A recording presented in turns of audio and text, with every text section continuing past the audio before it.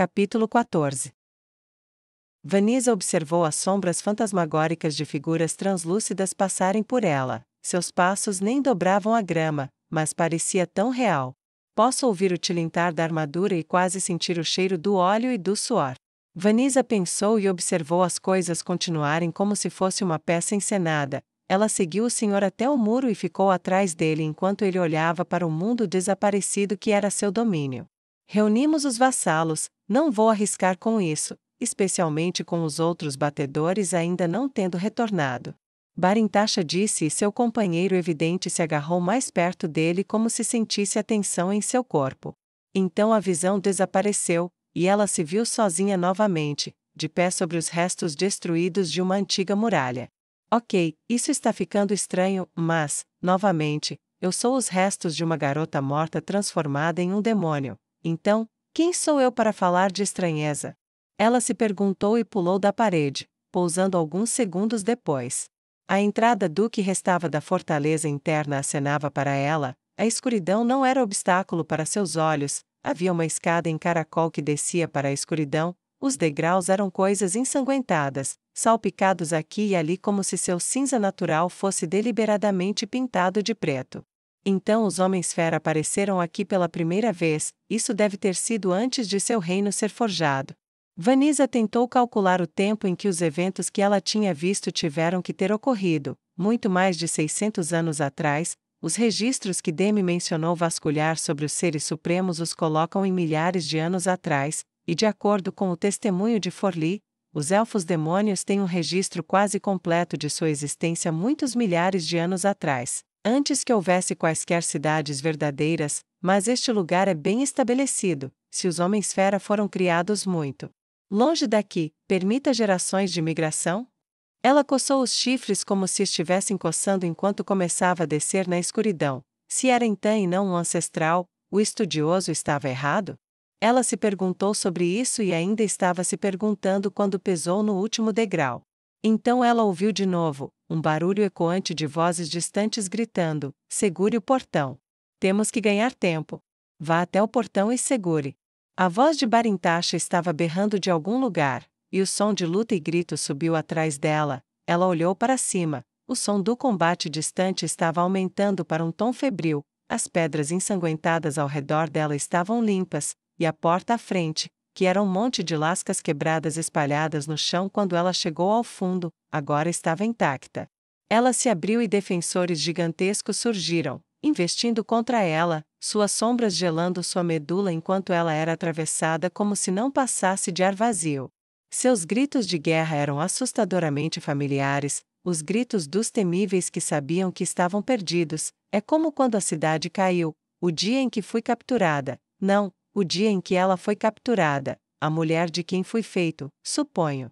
Era uma luta para entender às vezes, ela observava os homens mortos por eras incontáveis atacando novamente para as últimas horas de suas vidas, os rugidos dos homens-fera enchiam o ar lá fora, não era preciso imaginação para saber o que estava acontecendo. Os que viveram não deixaram fantasmas aqui, isso é certo, então, esses não podem ser fantasmas, pelo menos não todos eles. Ela concluiu, e caminhou em direção à porta. Você não pode, ele gritou para ela. Eu posso e eu vou. Uma voz de mulher gritou, eles podem ter zombado de você com sua exigência de dar-lhes ouro vivo como um sacrifício pela paz, mas eu posso ser esse sacrifício. Isso lhe dará tempo. Peça uma trégua. Peça uma trégua e deixe-me ir. A voz da mulher continuou. O barulho das pedras lá fora fez com que Vanessa sentisse tremores nos pés. Não posso perder você, gritou Barintasha.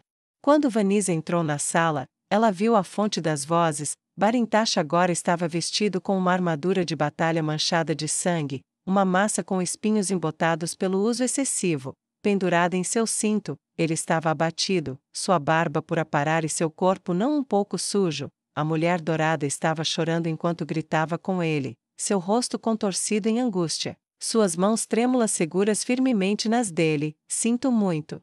Ele disse e apontou para um guarda ao longo da parede. Confine-a. Não a deixe sair do quarto dela. Senhor. O guarda respondeu, e Vanessa observou enquanto, chutando e gritando, a mulher de pele dourada era arrastada para longe. Não cairemos. Se aguentarmos só mais um pouco.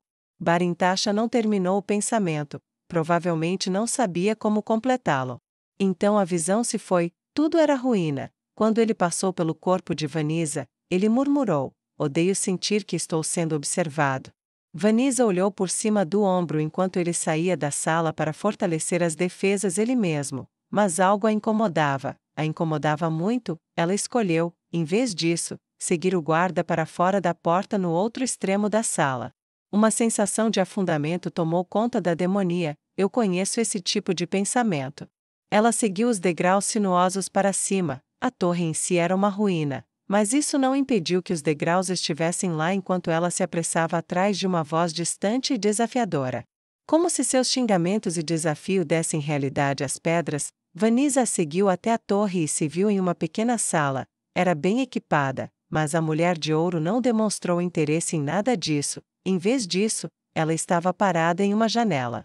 A curiosidade de Vanisa foi despertada. Ela foi ficar ao lado dela. Malditos, malditos sejam todos. A mulher dourada xingou, e o motivo do xingamento era prontamente aparente. Os defensores da muralha estavam lutando com a ferocidade de uma dúzia de vezes mais que eles, mas homens-pássaros e homens-fera maiores continuavam atacando as muralhas repetidamente. Se eles soubessem alguma coisa sobre cercos, isso teria acabado em horas.